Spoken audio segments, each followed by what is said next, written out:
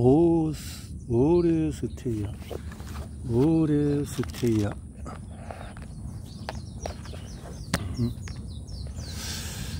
독일의 고전문학자인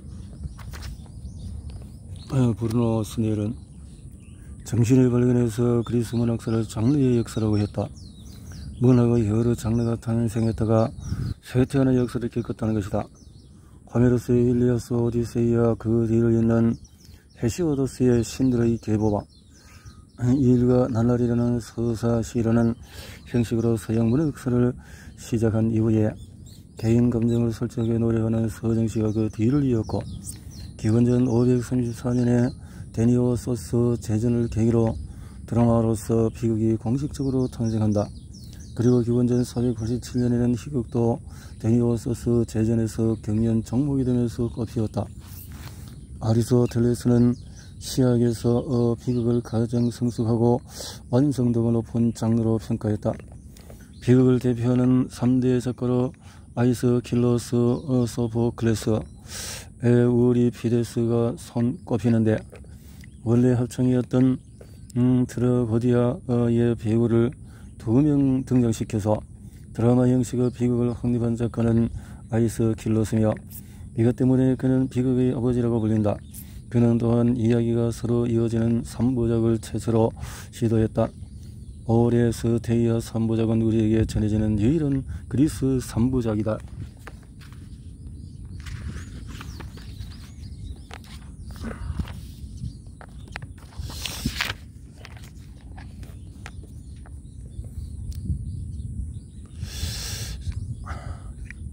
제주를 바치러 온 일렉트라와 복수를 하려고 들어온 오레스테스의 극적인 상박은 이제 또 다른 복수를 향해서 질주하는 출발 신호와 같았다. 신들의 도움을 받아서 이 두 손으로 그네를 제거하고 나는 죽여버렸으면이라고 오레스가 말하자, 일렉트라는 신들이여 정의에 따라서 우리 기도를 이루어주소서라고 기도한다. 제주를 바치는 여인들은 이제 클리타임네스트라가 악몽을 꾸었다고 했다. 꿈에서 그녀가 뱀을 낳았는데 그 뱀이 그녀의 젖을 빨자 젖에 피덩이가 섞여 있었다고 한다. 그러자 오레스테스가 말했다. 내가 뱀이 되어서 그녀를 죽이겠소. 오레스테스는 황금 안으로 들어가서 아이기스토스를 죽이고 마침내 어머니와 대면한다. 따라오세요. 어머니, 여기 이놈 옆에서 당신을 죽여서 제물로 바치겠어요. 그는 단호하게 어머니 가슴에 칼을 꽂았고 죽은 두 사람의 죽음을 두고 이렇게 외쳤다.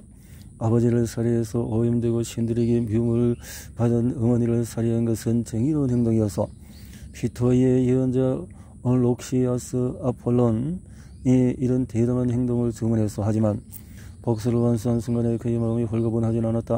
아무리 자기 행위를 정당하게도 어머니를 죽인 친족 차례의 범이라는 사실은 지울 수가 없었기 때문에 오레스테스가 이 사실에 괴로워하면서 퇴장하고 극은막을 내린다.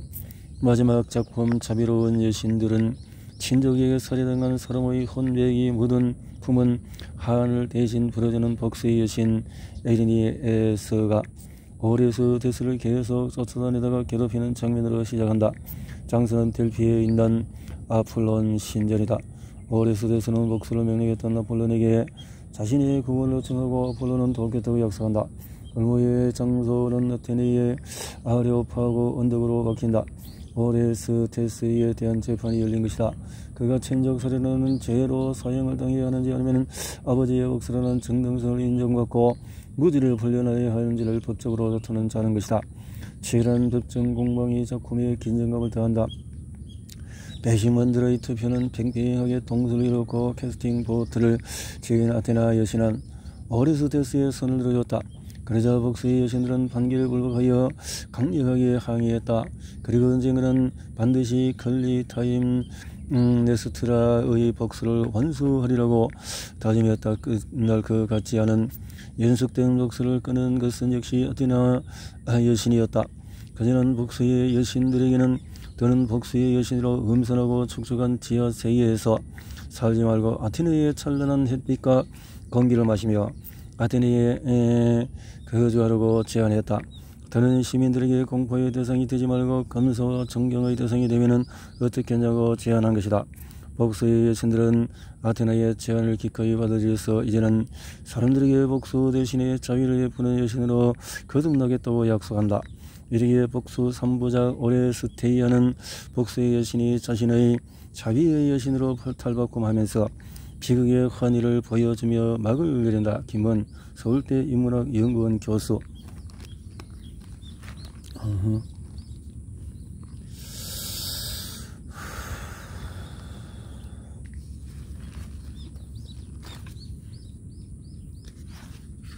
역사는 히스토리아. 헤로도토스. 기원 484년. 그리스 역사는 헤로도토스에서 시작한다. 그는 페르시아의 그리스에서 벌어진 두 차례의 전쟁을 기록한 역사가 나오기 전까지 그리스의 역사는 없었다. 역사 이전의 역사는 신화가 담당했다. 페르시아 전쟁 이전의 가장 큰 전쟁으로 트로이아 전쟁이 꼽히는데 호메로스가 썼다는 일리아스와 오디세이아에서 전해진다. 그러나 호메로스는 사실을 설정적으로 기록한 역사가 아니라 문학적인 상상력으로 이야기를 지은 시인이다. 트로이아 전쟁의 두 영웅 아킬레우스와 오디세우스를 주인공으로 영웅서사시를 쓰면서 시가의 여신 무사를 부른다. 그에게는 설령 혀와 입이 10개 있다 해도 목소리가 듣지 않고 청동심장이 있다 해도 무사 여신이 도와주지 않는다면 아무것도 모를 수 없다고 고백한다. 신들과 인간들의 역사를 두 편의 서사시 신들의 계보와 일과 나날의 다마시오도스도 기억의 여신 문의 모시네와 시간의 크로스를 제압하고 영원한 권력을 진 제우스와 사이에서 태어난 9 무사의 가르침이 있었다고 한다. 이렇게 그리스에는 역사 이전에 신화가 있었다. 헤로도토스는 첫 문장부터 서사시인들과 결별을 한다. 그는 무사의 신을 부르는 대신에 자신의 탐구 결과를 보여주겠다고 밝히는데 당근이 그리스로 헤스토리아다. 이 말은 본다는 뜻의 동사에서 파생된 명사다. 그러니까 먼 옛날의 일대를 무사의 신의 도움을 받아서 읊조리는 대신에 자신이 직접 보고 들고 겪은 바를 기록했음을 천명한 것이다. 왜 그랬을까? 사람들 사이에서 일어난 일들이 시간의 흐름에 따라서 대식되지 않도록 그리스인과 페르시아인들이 보여준 정대하고 놀라운 행적들이 잊히지 않도록 특히 어떤 논의로 그들의 전쟁을 그런지 알리기 위해서다. 모두 9권으로 구성된 역사는 신화에서 들편 본격적인 역사서인데도 각 권의 무사 여신 9명의 이름이 묻었다. 예컨대 1권은 명성과 소문 역사를 주관하는 무사 여신 클레이의 이름이 마지막 제9권은 서사시의 무사 여신 칼리오페의 이름이 붙는 시기다. 인간 헤로도토스가 기록했지만 그 기록 확실성은 역시 무사 여신의 가호에 달렸다는 신화적인 상상력과 종교적인 염원이 담겨 있음일까? 흔히 그리스 역사의 출발점을 크레타를 중심으로 발전한 미노스 문명으로 잡는다. 크레타는 남쪽으로 이집트 문명을, 동쪽으로는 페니키아와 메소포타미아 문명을 바닷길을 통해서 접할 수 있는 문명의 교차로에 있다. 이를 기억하는 신화가 뚜렷하게 남아있다. 신들 세계의 패권을 차지한 제우스가 그 주인공이다. 제우스는 인간 세계에 강력하고 찬란한 새로운 문명을 건설하려는 계획을 세웠다. 그리고 그를 실현하려고 그리스 본토 아르고스의 이오 공주에게 접근했다. 사랑의 현장을 헤라에게 들킬 찰나 제우스는 이오를 암소로 변신했다. 암소의 정체를 의심한 헤라는 끝까지 그녀를 괴롭혔고 이오는 괴롭힘을 피해서 온 세상을 떠돌다가 이집트까지 갔다. 마침내 제우스와 헤라가 화해하면서 이오는 암소의 모습을 갖고 다시 인간으로 돌아왔다. 그리고 그의 조상들이 이집트를 세우고 문명을 열어나갔다. 이오의 고손녀 중에는 에오로페 공주가 있다. 그녀는 아버지가 페니키아의 티로스와 시돈으로 이주하여 낳은 딸이다. 제우스는 몸소 황소로 변신해서 에로페를 납치해서 크레타로 데려왔다. 그리고 둘 사이에 태어난 미노스가 크레타의 왕이 되면서 에게해를 장악하는 해성 강국을 이뤘다. 에로페에게 유럽 문명이 시작되었음을 이야기하는 것이다. 헤로도토스는 이런 신화로 기억되는 과거를 역사로 재구성하면서 역사의 첫 부분을 시작한다. 아르고스의 이오 공주를 납치한 것은 제우스가 아니라 페니키아의 장사꾼들이었으며 그들이 아르고스를 거쳐서 이집트로 갔다는 것이다. 그래서 마치 그리스 여인이 이오를 납치한 것에 보기로도 하듯이 크레타인들이 페니키아로 건너가서 에오로페 공주를 납치했다는 것이다. 제우스는 사건의 서술에서 지어졌던 헤로도토스는 이런 이야기를 페르시아 지식인들의 이야기라며 들려주지만 세심 그리스인의 철석 같이 믿는 신화의 허구성을 폭로하고 신화에서 벗어나서 역사적인 탐구를 시도해야 한다는 지필의 당위성을 강조한 셈이다. 그가 기록하고자 한 것은 기원전 490년과 80년에 벌어진 그리시아와 그리스 사이의 전쟁이다. 하지만 헤로도토스는 이 전쟁만 기록하지 않았다. 그는 역사에서 그리스 페르시아 전쟁을 훨씬 넘어서는 풍부한 이야기를 늘어놓으며 이야기꾼으로서 능력을 유감없이 발휘한다. 예컨대 그의 본격적인 역사 이야기는 라디아의 크로이소스 왕으로 시작한다. 그는 역사의 본론의 페르시아 전쟁에서 멀리 떨어진 이야기지만 그 자체가 흥미롭다. 그대가 전쟁을 지킨다면은 그대는 왕국을 무너뜨릴 것이다. 신탁을 들은 그는 승리를 확신하고 행동에 나섰지만 전쟁에 피하고 포로를 앞힌다함 없이 억울했던 그는 왜 아폴론이 자신을 거짓 신탁으로 속였는지 물었다. 아폴론 사제에게 언제도 말했다. 그대는 신탁을 들었을 때 그대가 일으킨 전쟁으로 무너뜨릴 나라가 누구의 나라였는지를 다시 물어야 했다. 신탁은 들려왔었다. 그가 전쟁을 이겼다가 자신의 거대한 왕국을 무너뜨리고 말았기 때문이다. 헤로도토스는 이런 식의 흥미진진한 이야기로 페르시아 역시도 세세하게 이뤄간 메디아에 석고가 불가했던 페르시아를 대국으로 키운 키로스가 리디아 바빌로니아 정복 이야기 그 뒤를 이은 감비세스가 이집트를 정복하고 다음으로 다리우스 대왕이 마침내 에게 건너서 그리스를 침략하는 이야기 그리고 그들에 맞서서 마라톤 평문에서 멜리아데스 지휘 아래서 기적과도 같은 승리를 이끈 아테네와 폴라타이아 전사들의 이야기가 흥미진진하게 펼쳐진다. 다리우스가 죽고 그의 아들 그레크세스가 실행한 그리스 전쟁 이야기는 우리에게 300이라는 영원로 잘 알려져 있다. 페르시아 대군과 테르모빌리아에서 영광에 맞서다가 장렬하게 전사한 스파르타의 레오니다스 왕과 그 전사들. 그런데 헤로도토스는 수시로 본론으로 벗어나서 새길로 빠져나가기에 다소 산만하다는 느낌을 주기도 한다. 여러 대목에서 소설 또 이야기로 역사로 이야기되는 대목에서 고개를 갸우뚱하게 된다. 하지만 신화가 지배대적인 시대에 처음으로 역사라는 개념을 내세우며 사실을 그대로 기록하려고 시도했던 그에게 현대적인 의미의 역사적인 실정성을 엄격하게 요구하는 것을 기준으로 그것을 깎아내리는 것은 부당한 면이 있다. 그의 한계와 가치를 균형있게 볼 필요가 있는데 그가 있었기에 그의 한계를 넘어서 좀 더 사실에 충실하고 냉정하게 객관적으로 역사를 기술하는 투키디데스가 나왔다고 할 수 있다. 현대적인 개념의 역사에 가깝게 펠로폰네소스 전쟁을 기록한 투키디데스는 헤로도토스와 함께 높이 평가해야 할 고대 그리스의 역사가다.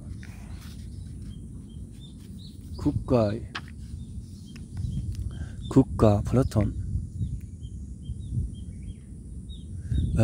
레스푸블리카 영어 철학자 하이트헤드는 유럽의 철학적인 전통이 플라톤에 대한 일련의 각자라고 말했다.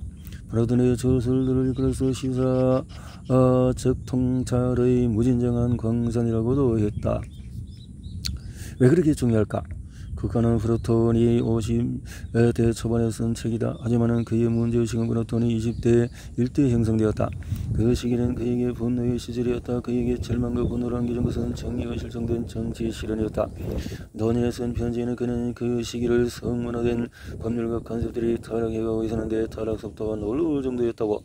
이런 시대의 경험 속에서 플라톤은 평생 변하지 않은 한 가지 신념을 품게 되었다. 인간 세상의 악은 오직 지혜와 권력이 통합할 때 끝낼 수 있다는 신념이었다. 국가는 이런 확신을 철학적으로 정당하다. 도대체 정의란 무엇인지, 정의로운 나라에 합당한 정치가 왜 철인왕의 통치해야 하는지를 증명하는 것이 국가를 저술한 목적이다. 국가의 철인왕 이론에서 핵심은 정치를 전문가 손에 맡겨야 한다는 것이다. 지금도 그렇듯이 기원전 5세기 그리스인 민주당의 기본 가치는 자유와 평등이었다. 똑같은 것을 똑같은 사람들과 똑같이 하는 사람들에게 똑같이 나눠주는 정치의 평등을 비판했다. 평등이 불평등의 다른 이름이 되었다는 말이다. 플라톤은 국가 칠간에서 만족을 모르는 욕망으로 자유와 평등이라는 이름의 불공정이 지배하는 사회와 거기서 살아가는 사람들의 생생하게 그려냈다. 권력을 위해서 대정을 조정하는 정치는 조롱거리로 전락한다. 통치자들에게 순응하는 사람들은 너희의 근성이 젖어 있으며 아무것도 아닌 자들이라고 모여가는 것이 일성이 되어진다. 선생이 학생들을 무서워해서 아이들한테 아첨하고 학생들은 선생들을 우습게 본다. 전쟁인 젊은이들이 현정전을 얻을 흉내내고 이들과 맞상대하며 너희들은 젊은이들 앞에서 지인 없이 굴면서 기지와 재치를 발휘한다. 불쾌하고 권위적 이르는 평판을 피하기 위해서이다. 브라더는 당시 시대상을 향해서 혼란 중에 빠진 배에 비유했다. 풍랑에 치는 바다 위에 있는 그들은 배를 상상해보자. 민주적 비판이나 처리는 옹호로는 국가 전체에 걸쳐서 전개되는 정치적인 주장들이다. 하지만 그것이 국가의 전부라면 이 책의 영향력은 지금보다도 훨씬 줄어들었을 것이다. 바로 국가 칠간의 동굴의 비유를 꼼꼼히 읽어보는 것이다. 그 비유 안에는 플라톤 철학의 모든 것이 알레고리와 비유의 형태로 들어있다. 다시 상상해보자. 땅속 깊은 곳에 있는 넓은 동굴이 있다. 그 안쪽에 열흘전부터 몸이 묶여 동굴 안에 갇혀있는 사람들이 앉아있다. 이들의 시선은 정면의 동굴 벽면에 고정되어 있다.